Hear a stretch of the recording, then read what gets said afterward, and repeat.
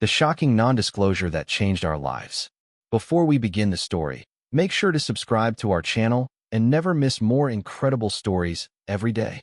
At 9:12 a.m., the mortgage officer slid the packet back across the desk and said, "Mr. Carter, this signature isn't yours." My throat locked. The loops were too smooth, the flourish not mine, and yet my name anchored every page. I'm Sam, 36, an EMT. I hold pressure when lives slip. Forgery is not. The townhouse we've saved for goes under contract today, or we lose it. What I stand to lose is the future we promised.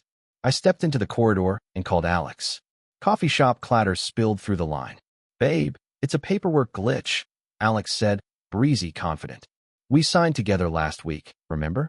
Don't overthink it." I remembered Tuesday tacos, Netflix, no pins, no notary, no banking alerts. Before I could press, Alex said, "I have a call," and hung up. My hands moved on muscle memory. Breathe, document, timestamp. I photographed every page, forwarded them to my friend Marcus, the accountant who sees patterns where panic hides. "Start a folder," he said. "Mortgage_anomalies. We'll match dates, IPs, and payees." He spoke like Trioff. The elevator mirror threw back a man with a crooked tie and a tight jaw. I texted my mother, Ruth, our family's peacemaker. She replied in seconds, "Don't make this bigger than it is. People mix up forms all the time." Back in the lobby, the notary clerk wouldn't reschedule. "There's a hold," she said, eyes dropping to a note I couldn't see. "By who?" "Your partner's attorney." I didn't know Alex had an attorney. My laugh came out wrong and loud. I pocketed humiliation, took the card, and stepped into counterfeit sunlight. Maybe it's an old NDA from Alex's last job, I told myself, some silly confidentiality clause. Then my phone buzzed. "We can't verify income," the bank wrote. Another alert. "New inquiry, credit line, approved." In my name. At 9:31 a.m. I froze, thumb hovering over call, then chose evidence instead. Screenshots. Downloads.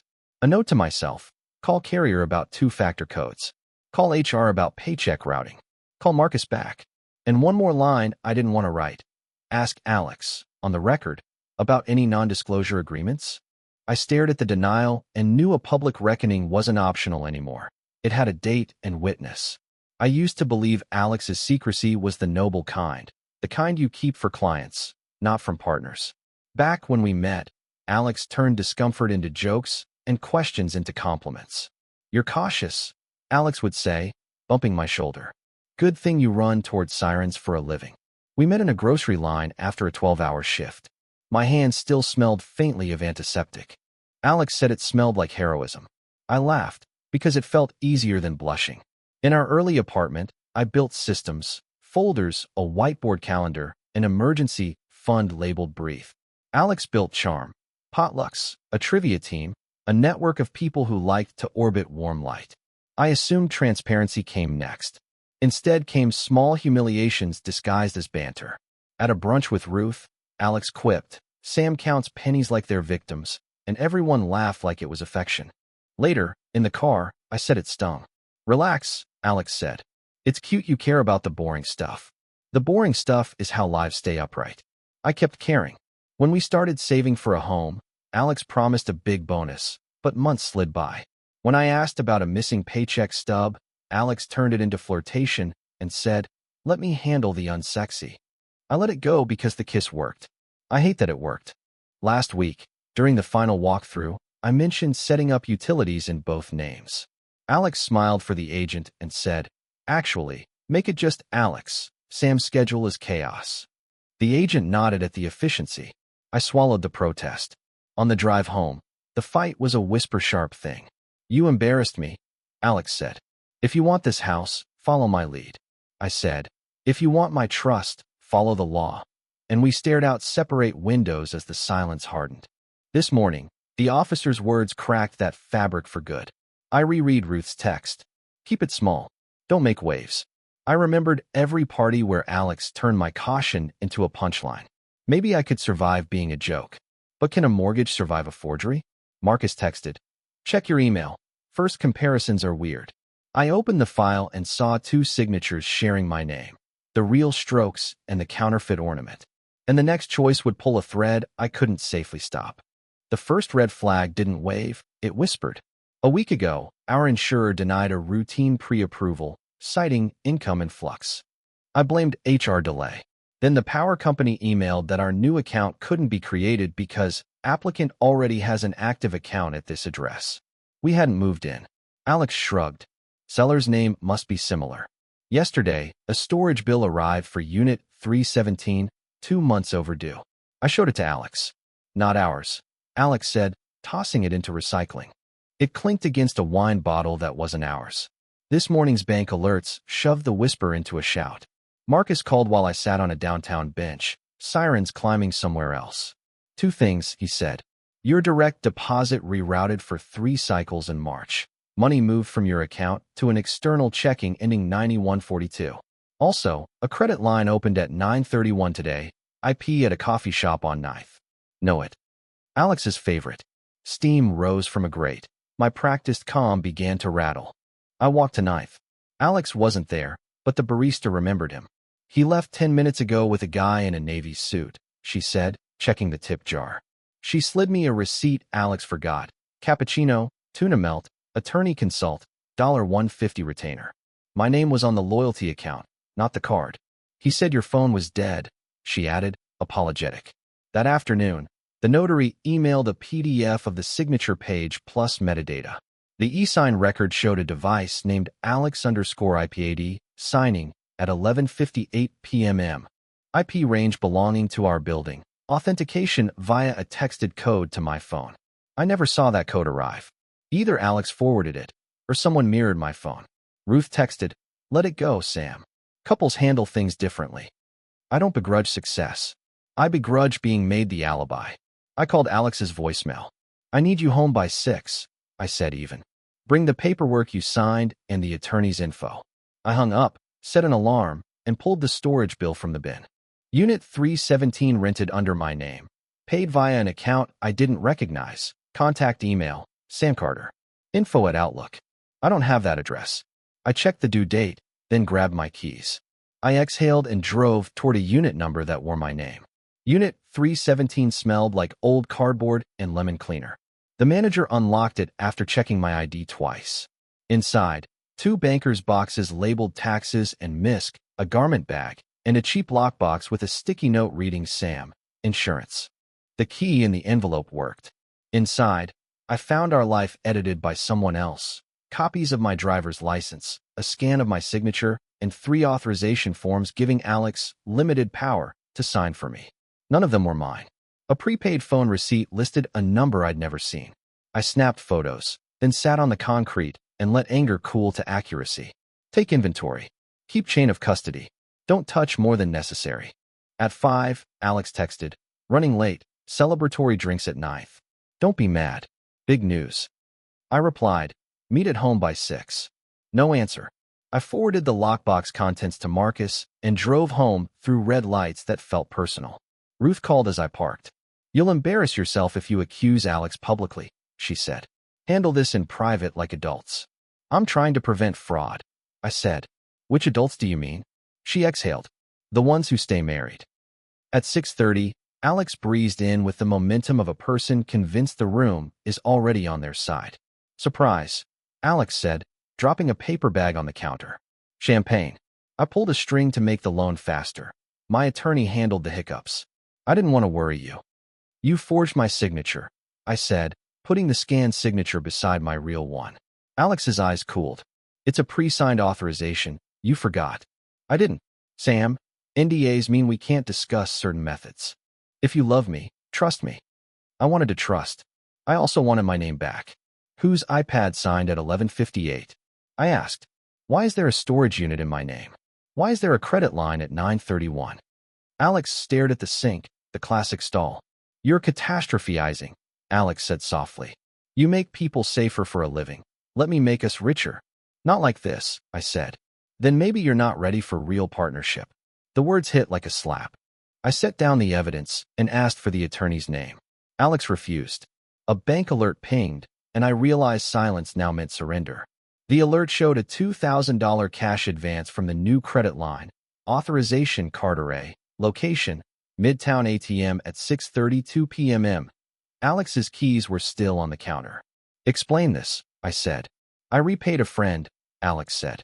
The account is ours. It isn't, I said. And I didn't authorize the line. Alex shrugged, shoulders theatrical. If you call the bank, they'll freeze everything. You'll ruin the closing. Is that what you want Ruth to tell the neighbors? That your caution cost us a home? I called the bank. They froze everything. Alex's face fell into a flat, polished fury I'd never seen. You don't respect partnership, Alex said.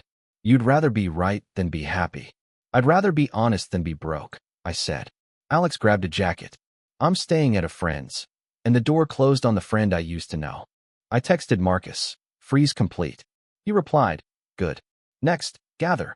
Screenshot every alert. Request carrier logs for two-factor texts. Pull payroll history. Ruth called again. The loan officer will think you're unstable, she said. Just fix this quietly.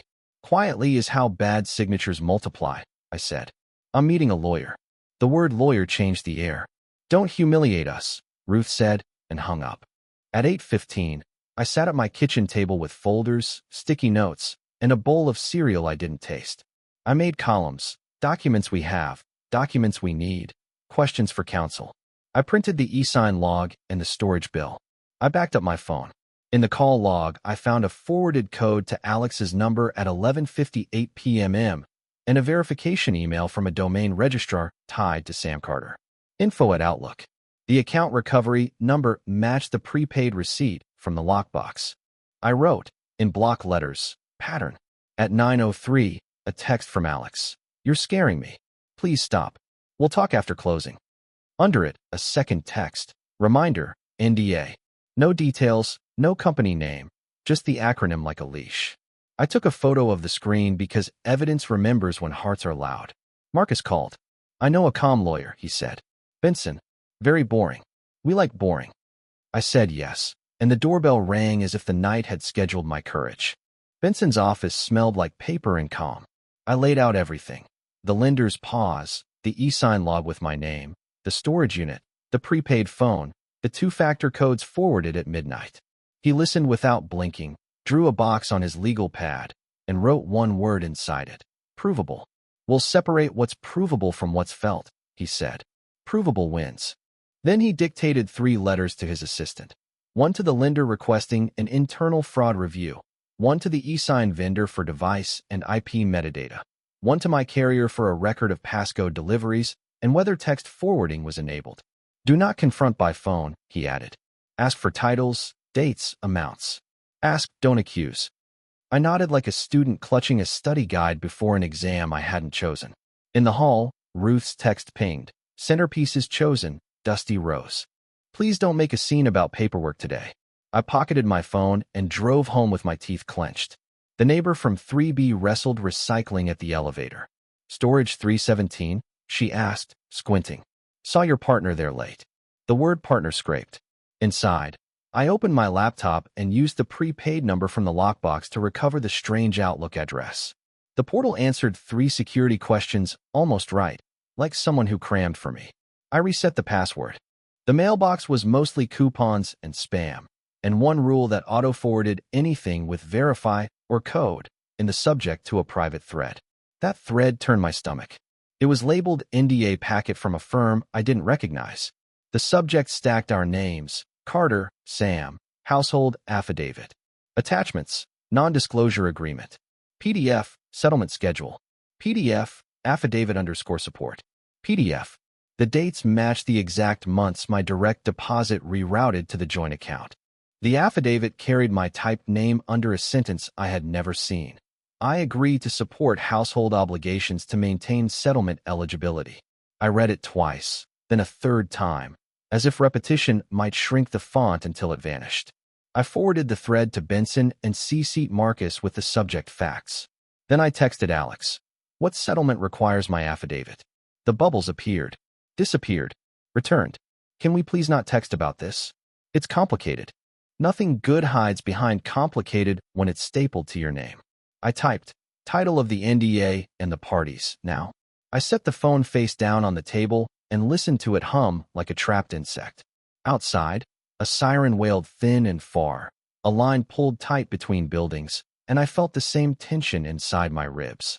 The phone buzzed again, and my name sat beneath Alex's NDA. Morning came like courthouse light, too bright, no shade. The lender emailed first. Internal review opened. Application on hold pending identity verification. The e-sign vendor replied next with an automated receipt. A device nicknamed Alex_IP80 signed the affidavit, and a backup device called Sam_iPhone_mirror confirmed it from the same IP block as our home network. My carrier confirmed 2 passcodes to my number at 11:58 p.m. had been auto-forwarded using a feature I didn't know existed. Marcus called before coffee. "We're disabling forwarding and printing those logs," he said. "Screenshots, PDFs, everything. Paper beats memory." Benson phoned on his landline. "I've scanned the NDA," he said, voice even. "It references a confidential settlement between Alex and a former employer after an internal investigation. Payments depend on household stability and non-disclosure. 2 problems: your supposed affidavit and the use of your identity to open credit." I asked why my name appeared at all. "Leverage," he said. "It makes you unwitting collateral. The NDA binds Alex, not you." I wrote "unwitting collateral" on a sticky note and pressed it to the laptop like a bandage over a wound. Ruth texted a photo of a centerpiece, pale flowers in a gold bowl. "Don't ruin the closing," she wrote, as if florals could caulk a cracked foundation. I drove to the county listed on the notary's seal. The recorder's clerk, a woman in a soft cardigan, pulled the notary's registry. "Witness name?" she asked. I pointed. She frowned. "This witness works for the same firm that drafted your packet," she said, tapping the screen. "That's a conflict risk." Her supervisor printed the log entry showing the video notary session, Alex's name, my typed name, a witness from the drafting firm, and a timestamp only minutes after those 11:58 p.m. passcodes. Outside, wind shoved a poster for free legal clinics against the glass. In the parking lot, I called Alex. "Whose idea was a video notary at midnight?" I asked. "My attorney said it was standard," Alex said. "You were asleep. I didn't want to wake you. This is all for us." "It isn't for us if it forges me," I said. Silence thickened, then the line clicked dead. 2 pigeons pecked at crumbs by my bumper while I reread the registry. Every loop back to my name felt like tracing paper pressed over an old signature until the grooves broke through. This wasn't a glitch, it was a pattern with signatures. By noon, the breadcrumb pile finally had shape. Marcus emailed a timeline with colored bands: blue for my pay, red for Alex's deposits, orange for transfers to an account ending 9142, gray for settlement payments arriving like tide. The gray overlapped the red only when orange drained from my blue, my money propping the balance that released Alex's money. "It's a kiting system," Marcus said on speaker. "Settlement requires maintaining metrics. When your check hits, funds hop to hit the targets, then hop out." He cleared his throat. "There's more." I pulled rideshare data tied to Alex's number. Late-night trips, your storage facility, then an office that matches the NDA firm's address, twice. I pinched the bridge of my nose until I saw stars. I opened settlement schedule, PDF, and read the rows: tranche, condition, payment, clawback. Condition 7, no public disparagement by household members. Condition 8, maintain creditworthiness metrics. Failure triggers repayment. Condition 9, sign and maintain household affidavit of support. In the margin, someone had typed, "Sam, sign here to keep us safe." Seeing my name angled like a bent paperclip made my palm ache, the way it does when a pen has been forced through a carbon copy too many times. I called Benson from the stairwell where voices didn't echo. "Worst case if I expose this?" I asked. "Alex could lose payments, face clawback," he said. "You'll face short-term backlash, social, familial. Legally, your priority is reclaiming your identity and preventing further fraud." He paused. "There's an email in the packet that worries me." Then he read it. "If Sam resists, we can proceed under power of attorney, attached." The attachment wasn't there. Either it never existed, or it existed somewhere I hadn't seen yet. Either way, proceed landed like a threat in a suit. Back home, I looked at our tidy life. Keys in their dish, shoes by the mat, towels with both names stitched like a promise that now read like a contract. Part of me wanted to sand this down into a misunderstanding the way Ruth smooths tablecloths with the flat of her hand. The rest of me stood up straighter. I texted Alex, family meeting tonight. You, me, Ruth. Bring your attorney. We lay everything out. The monitor slipped to sleep, then woke, reflecting my face as a small, sterile square while I counted the math again and again. 3 dots pulsed, vanished, and the room felt wired for rupture. The dining table became my courtroom. I stacked binders, stapled logs, and receipts in rows, each one clipped with a neon tab labeled fact, device, or payment. Ruth arrived first, her perfume like lavender layered over nerves. Sam, she whispered, couldn't this wait until after closing? Don't air dirty laundry before signatures dry. I shook my head. The ink's already wrong. Alex walked in with a briefcase that didn't belong to us. His tie was loose, his jaw set, and when he placed the case down, I recognized the law firm's embossed logo. You've overreacted, he said. This is confidential, and you'll blow it for both of us. He pulled out a slim packet, fresh paper still warm from the printer. At the top, mutual non-disclosure renewal. At the bottom, a blank line under my name. Ruth reached for it. Maybe just sign quietly, she urged. Keep the house, the settlement, the peace. The word peace hit like chalk dust, smoothing, but choking. I slid the packet aside and opened my binder instead. Carrier logs, I said, pointing. Passcodes forwarded at midnight. Device name, Alex_IPAD. E-sign vendor metadata confirms it. I turned a page. Bank. Red funds move only after my blue paycheck lands. Settlement payments line up precisely with my deductions. Alex's attorney cleared his throat. You've built a narrative, not a case, he said. This requires discretion. NDAs exist to protect everyone involved. Marcus leaned in from the end of the table. Except Sam, he said. Sam wasn't party to this NDA. That's identity misuse. His tone was calm steel, the kind that doesn't clatter but slices. Alex's face flushed. We needed the cushion, he snapped. I did it for us. Without it, no mortgage, no security. I spread the final page across the table, the notary log. Witness from your own firm, I said. Conflict. Fraud. Ruth's hands fluttered, then stilled. For once, no smoothing. The clock on the wall ticked louder than voices. I felt the room tip like a scale, weight finally leaning to my side. I inhaled, then said clearly, tonight, it ends. Either disclosure and remedy, or I take this public. Alex's chair scraped as he stood, eyes narrowed, lips parted like a cornered witness. His next words were not defense, but a threat aimed straight at me. I'll make you look unstable, Alex hissed, palms pressed to the table. One phone call, and everyone will believe you forged these out of spite. His lawyer shifted, but didn't stop him. Ruth's face went pale, her eyes darting between us like a spectator trapped ringside. My chest burned, but my voice stayed even. I have metadata, logs, witnesses, and the notary's conflict of interest. You can't erase that. Alex leaned closer. But I can bury you socially. Family will side with me. Employers will doubt you. Our friends will vanish. His words landed like stones tossed into a pond, ripples spreading out in circles of fear. Marcus slid his phone across the table toward me. On the screen glowed a message draft addressed to Benson. Proceed with filing identity fraud report. Attach all evidence. He mouthed, your move. Ruth spoke finally, trembling. Alex, please. Stop. This isn't how family fixes things. He snapped back. Family doesn't betray family with binders. My laugh was short, brittle. No, Alex. Family doesn't forge signatures under the cover of night. The lawyer tried to recalibrate. We can negotiate. A side agreement, perhaps. Confidential, to preserve appearances. I tapped the binder. Confidentiality is what got us here. Non-disclosure that changed our lives without consent.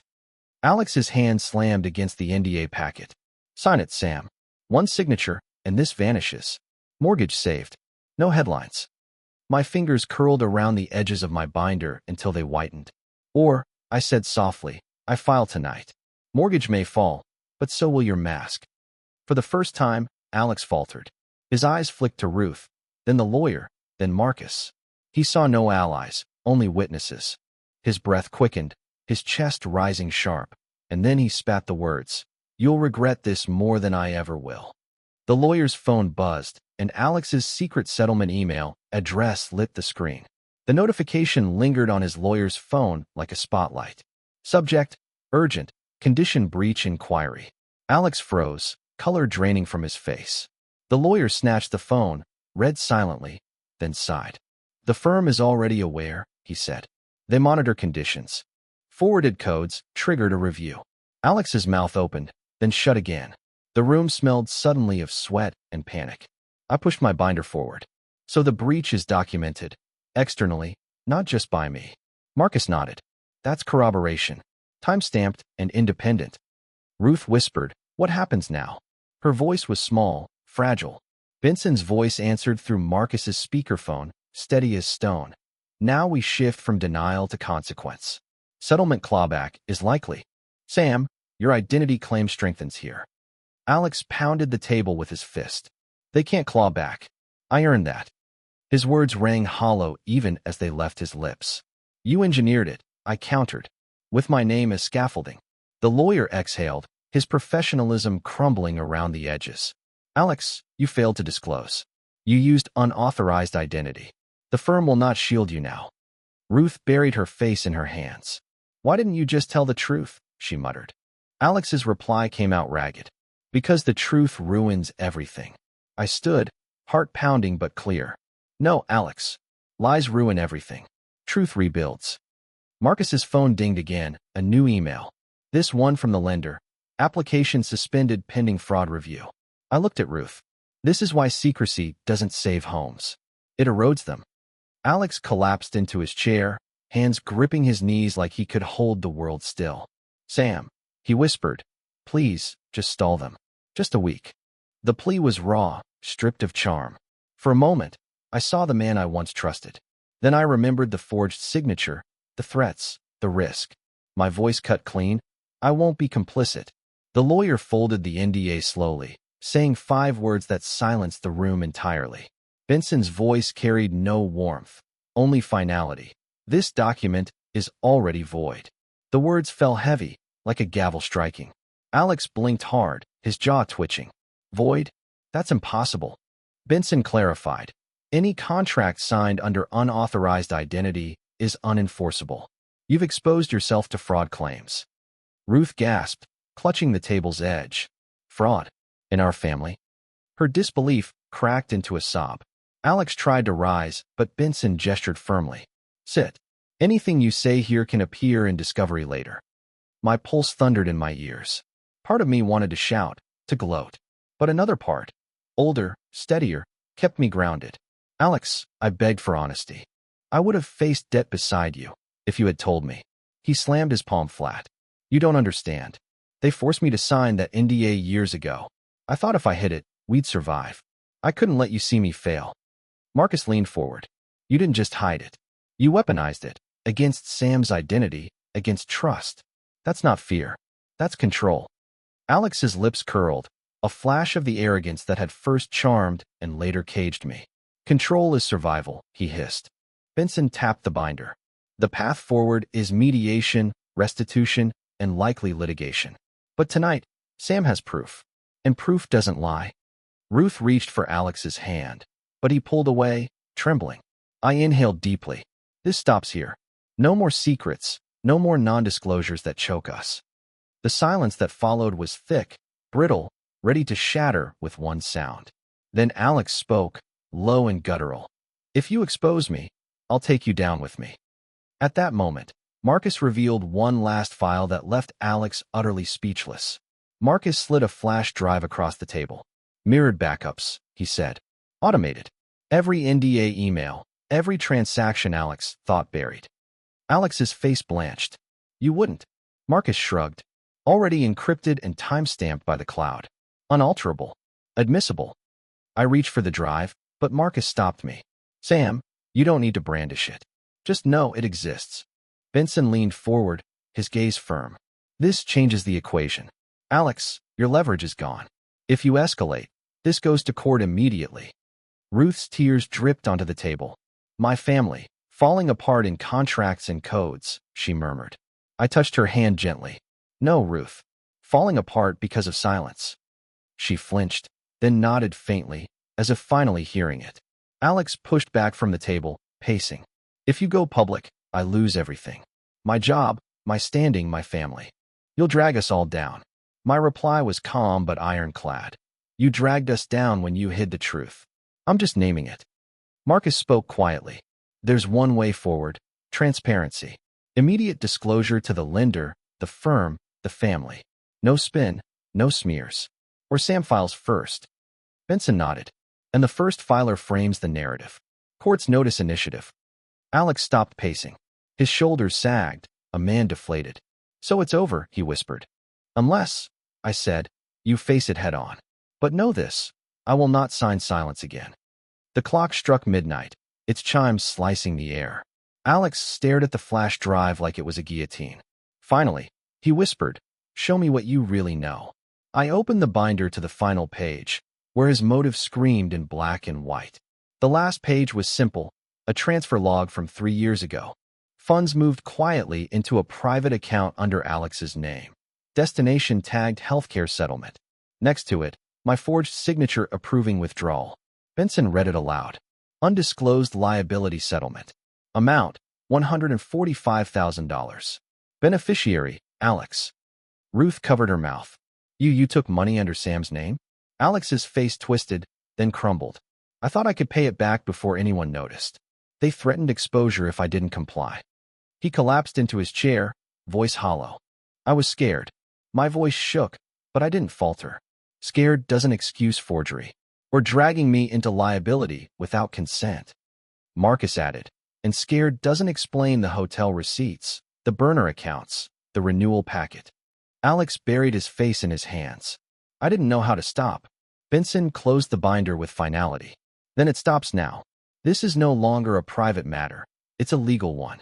Ruth wept quietly, whispering, we could have helped you, Alex, if you had only told us. I stood, body trembling but spine straight. Tomorrow morning, I'll deliver this to the lender and the court. Unless you come with me and disclose first. Alex didn't look up. His silence was louder than any denial. I turned to Ruth. You asked what happens now? We heal, but not with silence. With truth. Her nod was tear-soaked, but resolute. Marcus put a steady hand on my shoulder. You're not alone, Sam. As I gathered the binders, Alex finally looked up, eyes red, voice barely audible. If you walk into that office tomorrow, you end us forever. I met his gaze and knew my answer, even before dawn broke the sky.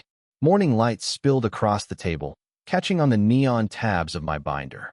My heart was heavy but steady. I dressed not for battle, but for clarity. Clean shirt, steady shoes, binder in hand. Marcus drove me to the lender's office. Ruth sat silently in the back seat, her presence a quiet witness. Alex was absent. Inside, the officer reviewed the documents. This aligns with what we flagged, she said. Your identity misuse is clear. You'll need to sign an affidavit. Liability shifts back to Alex.